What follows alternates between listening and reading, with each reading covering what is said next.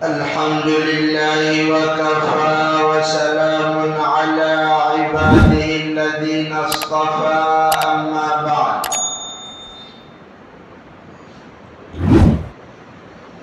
أعوذ بالله من الشيطان الرجيم. بسم الله الرحمن الرحيم. ولئن سألتهم من خلق السماوات والأرض ليقولن الله. وقال النبي صلى الله عليه وسلم: بدأ الإسلام غريبا وسيعود كما بدأ فطوبى للغرباء، اور كما قال علیہ الصلاة والسلام.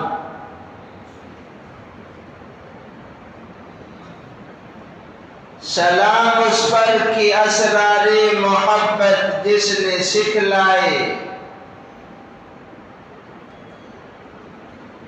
سلام اس پر کی اسرار محبت جس نے سکھلائے، سلام اس پر کہ جس نے زخم کھا کر پھول برسائے، سلام اس پر کی اسرار محبت جس نے سکھلائے، سلام اس پر کہ جس نے زخم کھا کر پھول برسائے، سلام اس پر کہ جس نے خو کے پیاسوں کو قبائیں دی، سلام اس پر کہ جس نے خو کے پیاسوں کو قبائیں دی، سلام اس پر کہ جس نے گالیاں کھا کر دعائیں دی.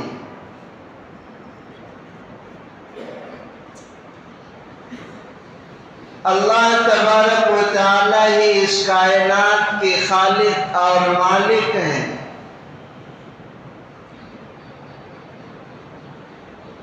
اللہ تعالیٰ نے ہر چیز کے اندر خیر اور شر پیدا کیا ہے. انسان کے اندر بھی خیر ہے، شر بھی ہے، لیکن جب وہ محنت کرتا ہے تو شر مغلوب ہو جاتا ہے، خیر غالب ہوتا ہے. کبھی نوبت یہاں تک پہنچتی ہے کہ آدمی انسان فرشتوں سے بھی اوپر اٹھ جاتا ہے.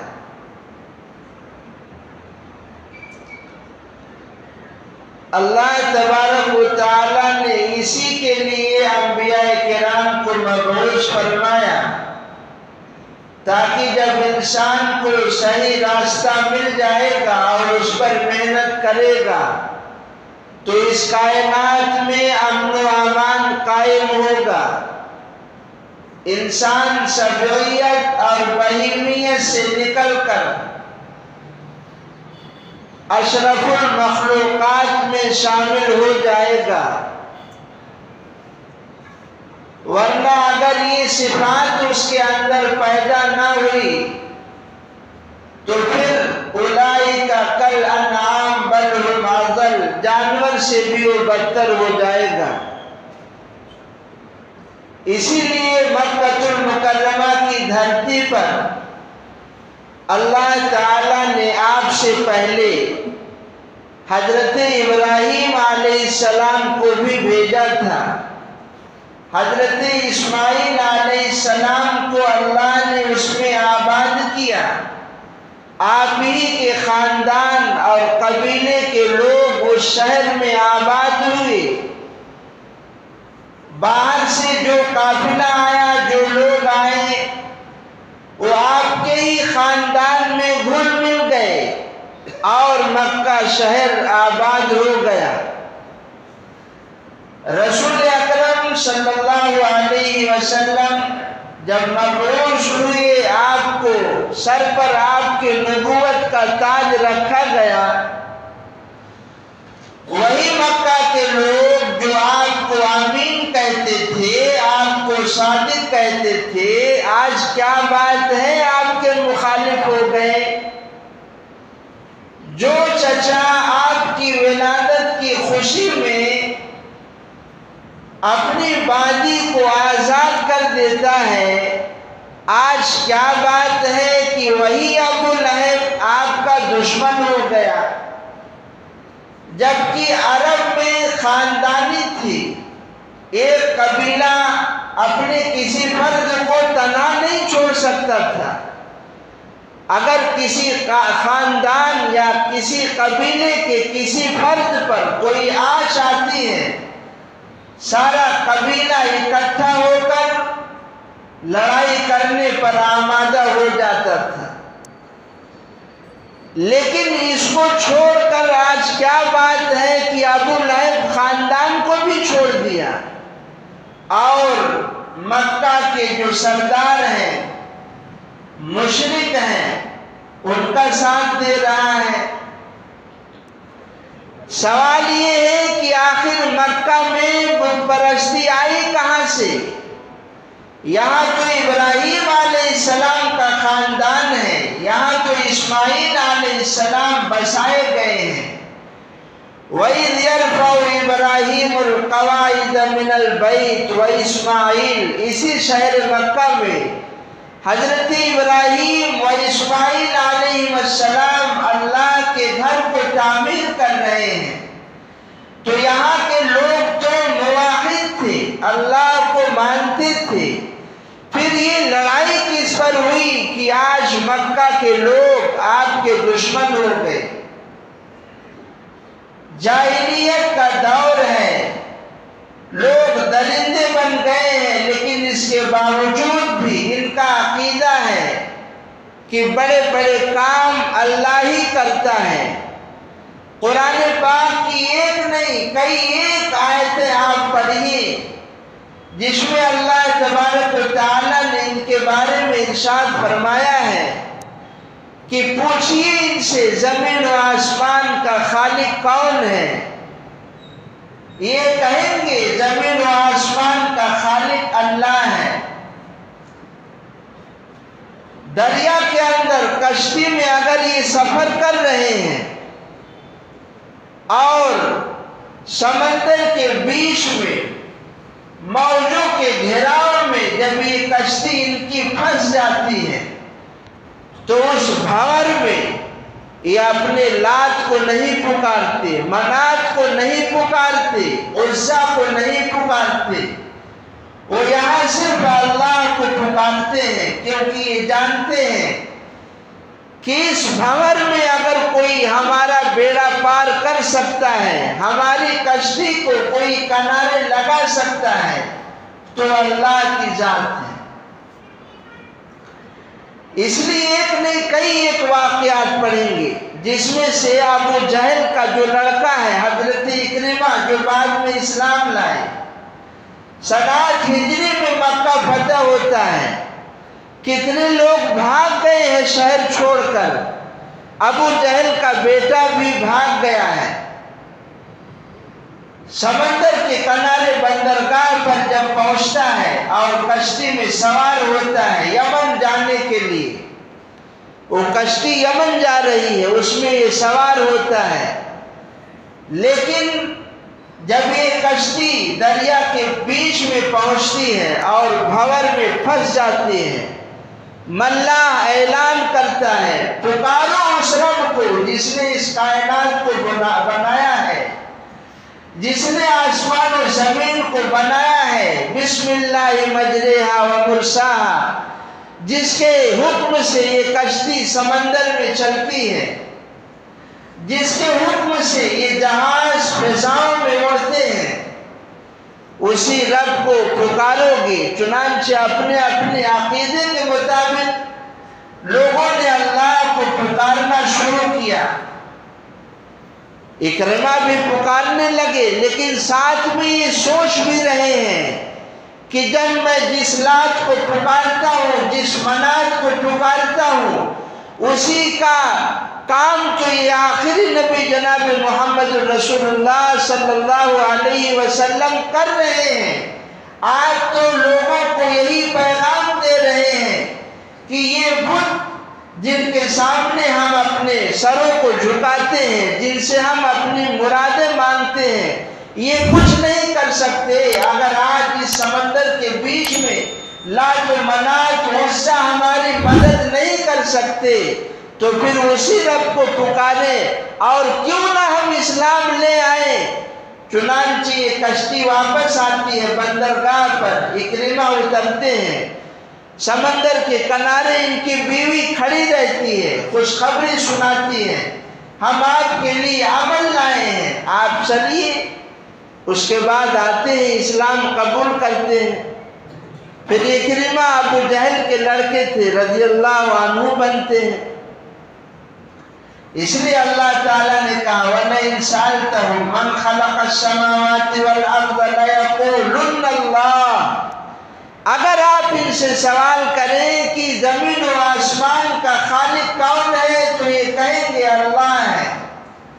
تو پھر شرک کہاں سے آ گیا؟ مکہ میں بت پرستی کہاں سے آ گئی؟ آج رسول اللہ صلی اللہ علیہ وسلم جب مکہ کو فتح کر رہے ہیں تو خانہ کعبہ میں 360 بت رکھے ہوئے ہیں۔ جب ابراہیم وہ موحد ہے جن کا نمرود سے مناظرہ ہوتا ہے، آپ کا خاندان یہاں آباد ہوتا ہے، تو پھر مکہ والے شرک میں کیسے مبتلا ہو گئے اور آج آپ صلی اللہ علیہ وسلم کے کیسے دشمن ہو گئے؟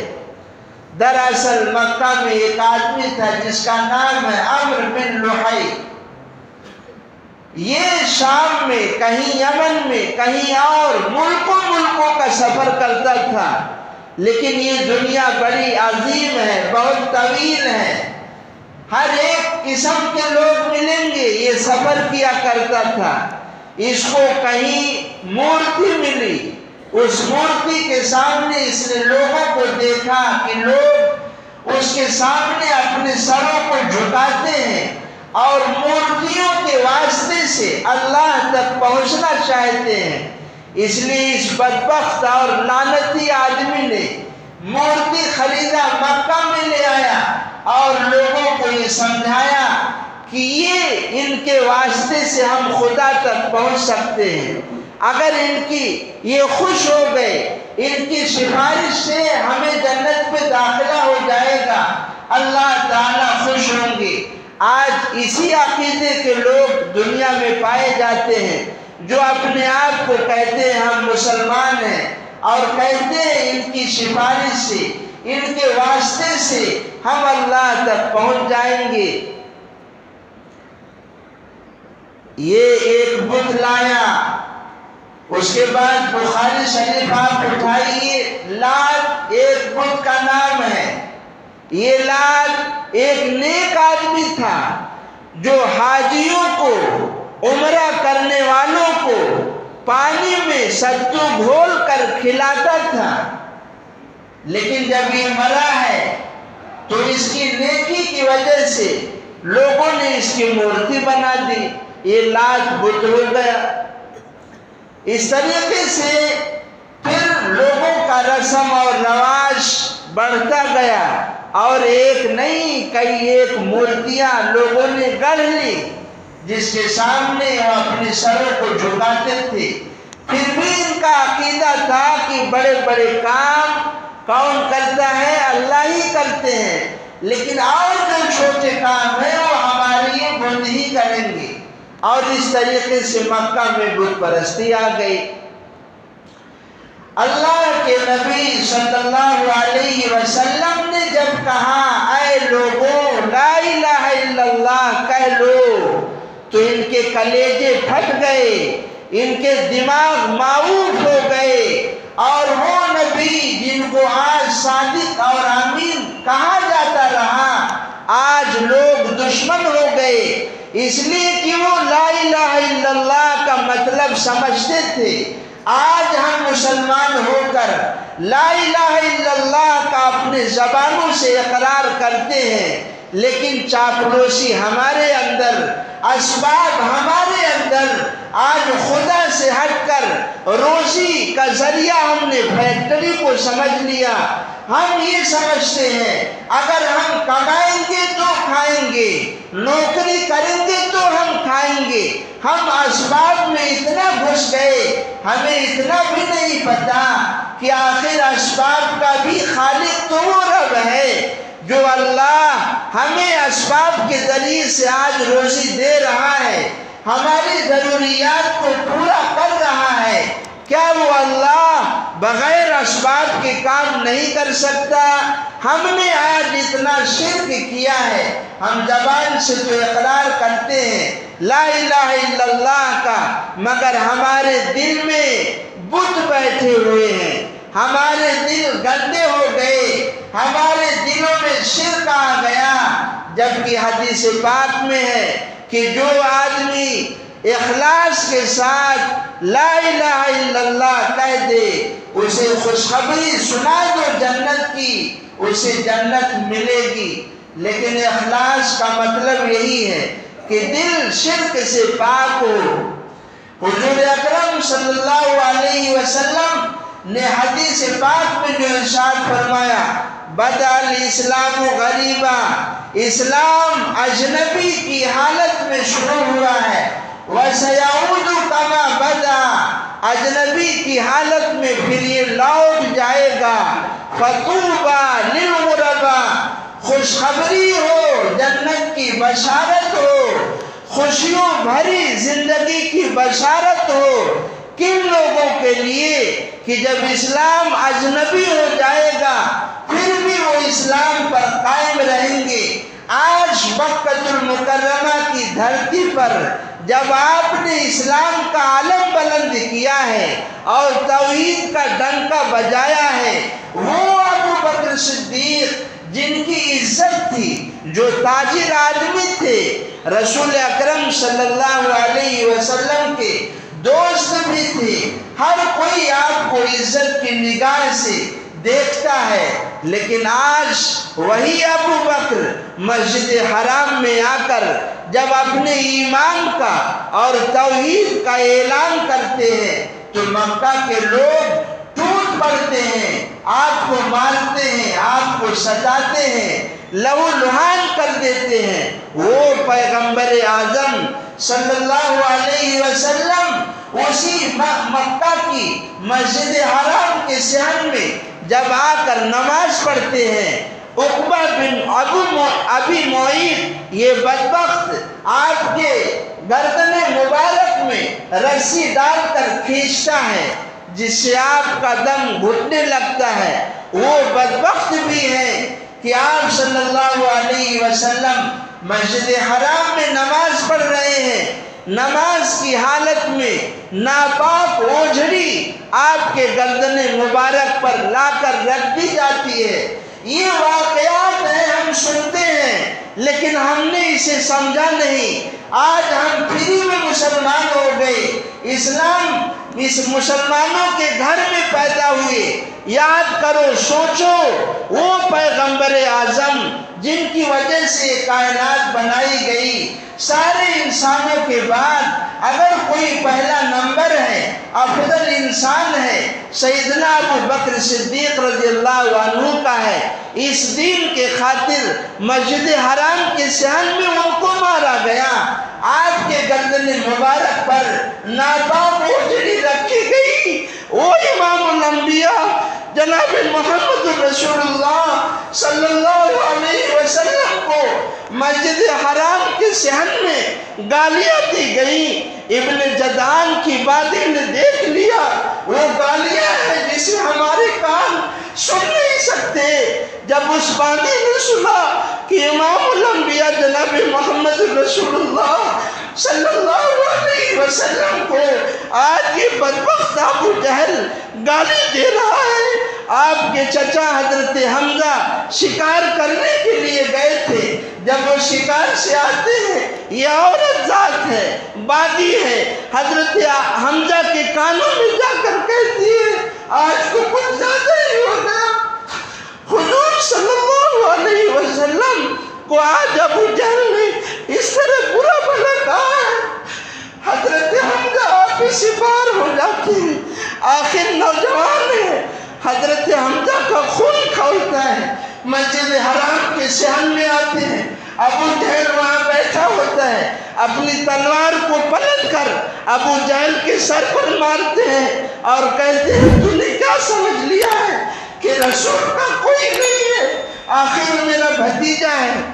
حضرت حمزہ اس طرح مار کر رسول اکرم صلی اللہ علیہ وسلم کے پاس آتے ہیں اور کہتے ہیں یا رسول اللہ آپ خوش ہو جائیے، یا رسول اللہ آپ خوش ہو جائیے، ہم نے آپ کا بدلہ لے لیا ہے۔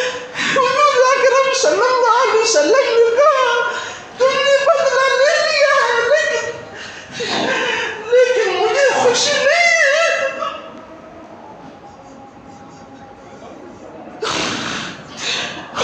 تم نے بدلہ لے لیا ہے لیکن مجھے خوشی نہیں ہے۔ حمزہ اگر تم دامن اسلام میں آ جاؤ، اسلام قبول کر لو تو مجھے کہیں اس سے زیادہ خوشی ہوگی۔ حضرت حمزہ وہی کہنے لگے یا رسول اللہ اگر آپ کو میرے اسلام سے خوشی ہوتی ہے تو میں کہتا ہوں اشہد ان لا الہ الا اللہ واشہد ان محمدًا عبدہ ورسولہ۔ اور اس طریقے سے حضرت حمزہ دامن اسلام میں داخل ہو گئے۔ یہ وہ دور ہے، اس لیے رسول اکرم صلی اللہ علیہ وسلم ارشاد فرماتے ہیں کہ جتنا مجھے تکلیف دی گئی، جتنا مجھے ستایا گیا اور جتنا مجھے کوسا گیا، شاید کہ کسی کو کوسا گیا ہو، اتنا کسی کو تکلیف نہیں دی گئی۔ کیا کیا آپ پر گالیاں دی گئی، آپ کو ستایا گیا۔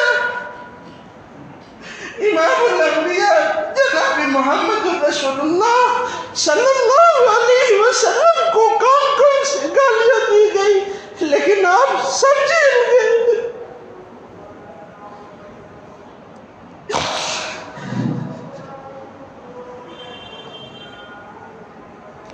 آپ صلی اللہ علیہ وسلم سب جیل گئے، لیکن یہ اسلام ہے، اسلام کو مٹانے کے لیے بہت کوششیں ہوتی رہیں گی۔ اللہ تعالیٰ نے اعلان کیا ہے یریدون لیطفئوا نور اللہ بافواہہم واللہ متم نورہ ولو کرہ الکافرون۔ اللہ کے اس نور کو، اسلام کو یہ مٹانا چاہتے ہیں، لیکن اللہ اسلام کو ہر پکے کچے گھر میں داخل کر کے رہے گا۔ اسلام کا ڈنکا بجے گا، گرچہ آج سرزمین مکہ پر اسلام کو روکنے کے لیے کیا کیا نہیں کیا جا رہا ہے، مگر اللہ خوشخبری دے رہے ہیں کہ اسلام کا ڈنکا ساری کائنات میں بجے گا۔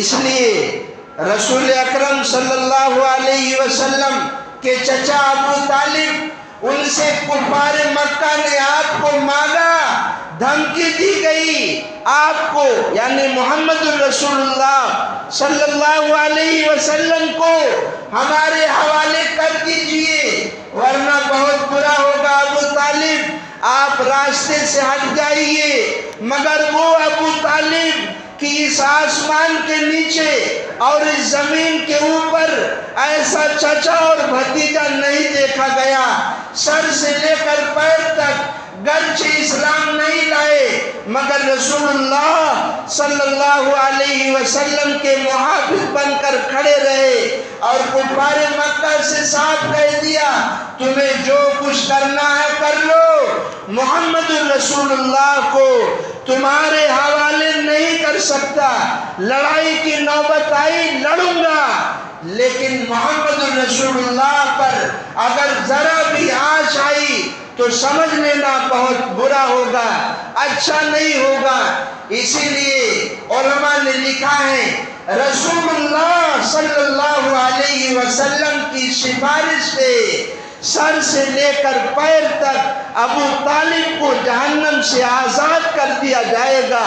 وہ ہلکا عذاب جو ایک جہنمی کو دیا جا سکتا ہے حضرت ابو طالب کو دیا جائے گا کہ آپ کے قدم مبارک پر عذاب کے آثار ظاہر ہوں گے اور صرف قدم مبارک جہنم میں جل رہا ہوگا، بقیہ پورا جسم آپ کا محفوظ ہوگا۔ یہ اس لیے کہ سر سے لے کر پیر تک یہ آپ صلی اللہ علیہ وسلم کے حمایتی رہے، آپ کے محافظ رہے، اور آپ کو کہہ دیا بھتیجے آپ اعلان کرو، آپ جس طرح نماز پڑھتے ہیں پڑھو، اگر کوئی آپ پر آنچ آتی ہے اور کوئی راستہ روکنے کی کوشش کرتا ہے، میں آپ کا ابو طالب چچا اس کے لیے سینہ سپر رہوں گا۔ یہی وجہ ہے کہ پیر چونکہ آپ کا عبد المطلب کے دین پر تھا، پیر جو ہے آپ کا عبد المطلب کے دین پر تھا، اور بقیہ سارا جسم رسول اللہ صلی اللہ علیہ وسلم کے حمایت میں، آپ کی حفاظت میں تھا، اس لیے پورا جسم محفوظ رہے گا اور قدموں پر آپ جہنم کے عذاب کے آثار ظاہر ہوں گے۔ یہ ہوگا تو کیسے؟ آپ صلی اللہ علیہ وسلم کی سفارش سے رسول اکرم صلی اللہ علیہ وسلم مکہ المکرمہ میں ہیں، لوگ اسلام کا راستہ روکنے کی کوشش کر رہے ہیں، ابو طالب تو ہیں ہی، لیکن مکہ المکرمہ میں جو جوان بھی ہو، باہمت بھی ہو، شیر دل بھی ہو، رسول اکرم صلی اللہ علیہ وسلم کا ہاتھ اٹھتا ہے، اللہم اعز الاسلام بابی جہل بن ہشام او عمر بن الخطاب او عمر بن الخطاب، یا اللہ اسلام کو عزت عطا فرما، یا تو ابو جہل کے ذریعے سے یا عمر فاروق کے ذریعے سے۔ مکہ المکرمہ کی سرزمین پر جب جینا حرام کر دیا لوگوں نے، تو آپ سے اجازت لے کر حبشہ کی طرف لوگ ہجرت کرنے لگے۔ شاہ نجاشی حبشہ کا بادشاہ ہے، ہجرت کرتے وقت ایک عورت ام عبداللہ یہ حضرت عمر فاروق سے راستے میں ٹکرا گئی۔ حضرت عمر فاروق نے کہا کہاں جا رہی ہو؟ اس عورت نے کہا عمر تم کیا چاہتے ہو؟ مکہ میں تم نے ہمیں جینا نہیں دیا، کیا آپ یہ بھی چاہتے ہو کہ ہم یہیں پر ظلم و ستم سہتے رہیں؟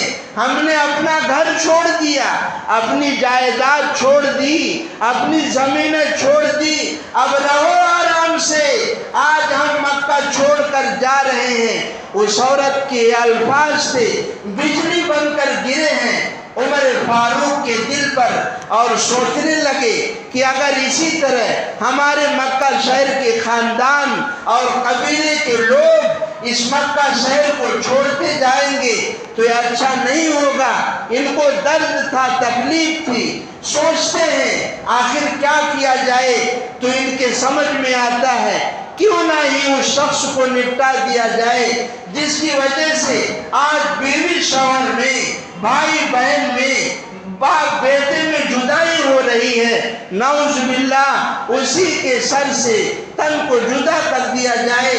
اس لیے یہ سوچ کر کے تلوار لے کر نکلتے ہیں کہ آج رسول اللہ صلی اللہ علیہ وسلم کا خاتمہ کر دیں گے۔ راستے میں نعیم بن عبداللہ سے ملاقات ہوتی ہے، پوچھتے ہیں عمر کہاں جا رہے ہو؟ کہتے ہیں جا رہا ہوں آج اسی کو نمٹا دوں گا۔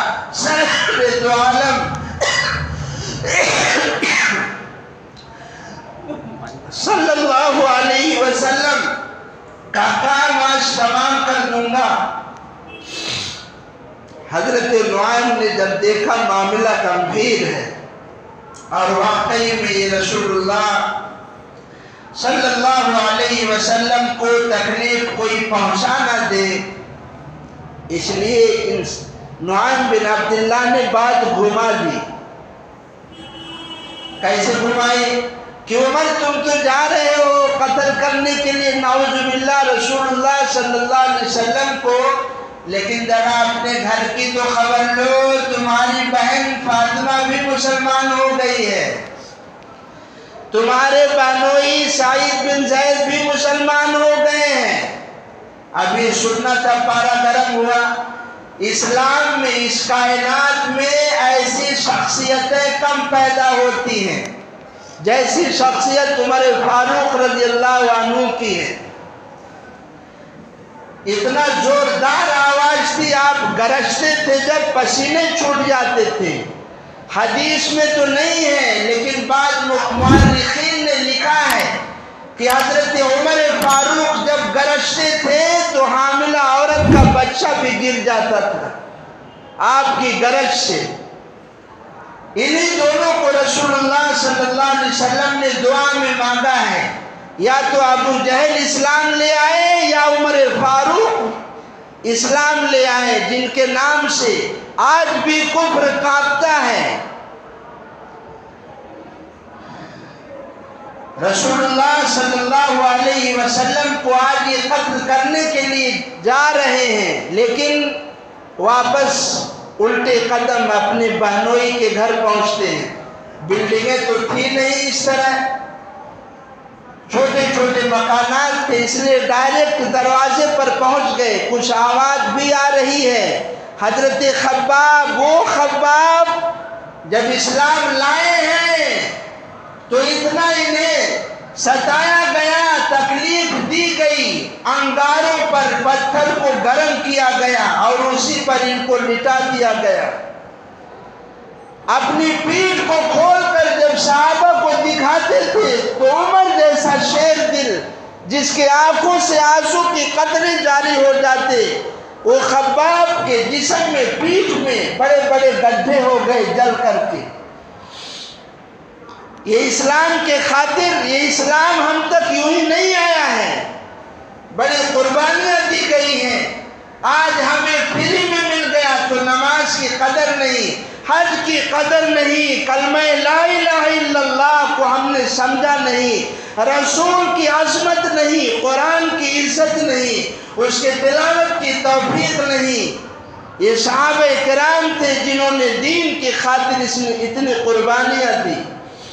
جب بہنوئی دروازے پر پہنچتے ہیں، دروازہ کھٹکھٹاتے ہیں، بہن دروازہ کھولتی ہے، سیدھا عمر ٹوٹ پڑتے ہیں اپنی بہن پر۔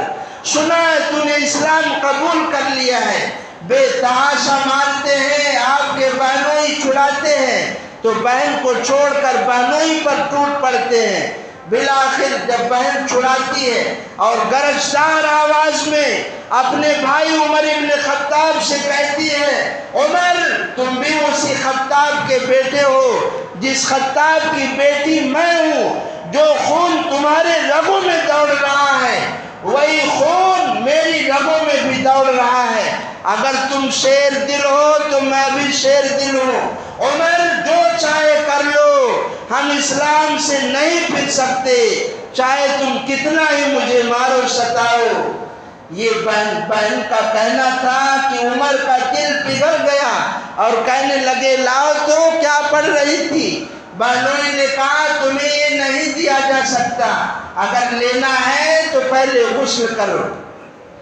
حضرت حمزہ اسلام لا چکے ہیں، اس لیے حضرت عمر اپنی بہن سے کہتے ہیں کہ یا تو بہنوئی کو میرے ساتھ بھیجو یا حضرت خباب کو بھیجو جو رسول اکرم صلی اللہ علیہ وسلم تک مجھے لے چلے۔ آپ کہاں ہیں مجھے نہیں معلوم۔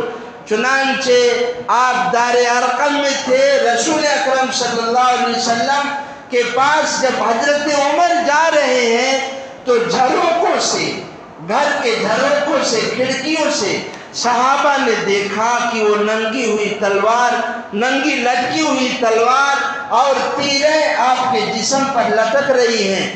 اس لیے صحابہ پریشان ہوئے، لیکن حمزہ بھی تو شیر دل تھے جو اسلام لا چکے تھے، جنہیں اللہ کے نبی نے اسد اللہ کا خطاب دیا ہے، وہ بھی تو وہی تھے۔ صحابہ سے کہنے لگے گھبراؤ نہیں، پریشان مت ہو، اگر اچھی نیت سے آ رہا ہے تو ٹھیک ہے، ورنہ تلوار بھی اسی کی ہوگی، گردن بھی اسی کا ہوگا۔ جب دروازہ کھولا جاتا ہے اور آپ اندر داخل ہوتے ہیں، یوں رسول اکرم صلی اللہ علیہ وسلم گریبان کو پکڑتے ہیں اور حضرت عمر سے کہتے ہیں عمر کیا تمہیں ابھی بھی سمجھ میں نہیں آیا؟ کیا تم ابھی بھی نہیں سمجھتے ہو اللہ کے اس پیغام کو؟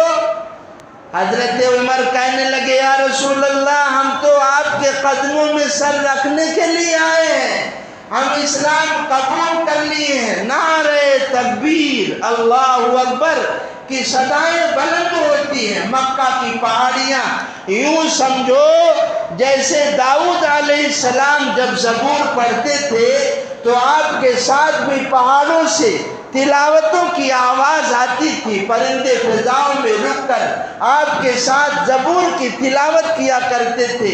آج عمر اسلام لے آیا ہے تو مکہ کی گلیاں صدائے تکبیر سے گونج اٹھی ہیں، اور یہ عمر وہ شیر دل انسان اسلام لا کر پہلا سوال کرتا ہے رسول اکرم صلی اللہ علیہ وسلم سے، یا رسول اللہ کیا ہم حق پر نہیں ہیں؟ پہلا سوال کیا کرتے ہیں؟ کیا ہم حق پر نہیں ہیں؟ اللہ کے نبی نے کہا کیوں نہیں، ہم حق پر ہیں۔ عمر گویا ہوتا ہے تو پھر یہ لات، یہ عزا، یہ منات کے پجاری کھلے عام اپنے بتوں کی عبادت کریں اور ہم حق پر ہوتے ہوئے اللہ کی عبادت نہ کر سکے؟ چلیے میرے ساتھ، اجازت دی یا رسول اللہ۔ 40 صحابہ کا تعداد ہے۔ حضرت دائیں طرف رسول اللہ صلی اللہ علیہ وسلم کے حضرت حمزہ، بائیں طرف حضرت عمر، پیچھے یہ مختصر سی جماعت راستے میں چل رہے ہیں۔ لا الہ الا اللہ، اللہ اکبر، لا الہ الا اللہ، اللہ اکبر کی صدائیں بلند کرتے ہوئے مسجد حرام میں پہنچتے ہیں۔ لوگ نظارہ دیکھ رہے ہیں، آج کیا ہو گیا رسول اللہ کو؟ یہ میری کاغذ تھی یہاں، یہ شعر لمبا تھا اس لیے میں لکھ کے لایا ہوں۔ شاعر کہتا ہے مرد جلال مرد ہنر بھیجنا پڑا، مرد جلال مرد ہنر بھیجنا پڑا، اونچے سروں پہ اونچا ہی سر بھیجنا پڑا۔ مرد جلال مرد ہنر بھیجنا پڑا، اونچے سروں پہ اونچا ہی سر بھیجنا پڑا۔ آئی صدائے کفر کسی سمت سے اگر، آئی صدائے کفر اگر، آئی صدائے کفر کسی سمت سے اگر، اس شخص کو اکیلا ادھر بھیجنا پڑا، اس شخص کو اکیلا ادھر بھیجنا پڑا۔ اب بڑھنے لگا جو زور جہالت، بڑھنے لگا جو زور جہالت کی موج کا، بڑھنے لگا جو زور جہالت کی موج کا، بڑھنے لگا جو زور۔ رو دیا ہوں، آنکھ سے دکھ نہیں رہا صحیح سے، اب بہت چھوٹا چھوٹا لکھا ہم نے۔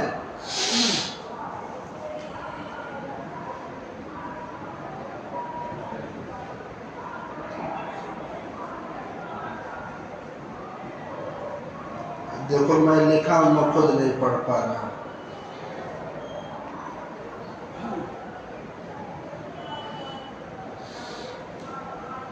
بڑھنے لگا، میں خود نہیں پڑھ پا رہا، میں لکھا ہوں۔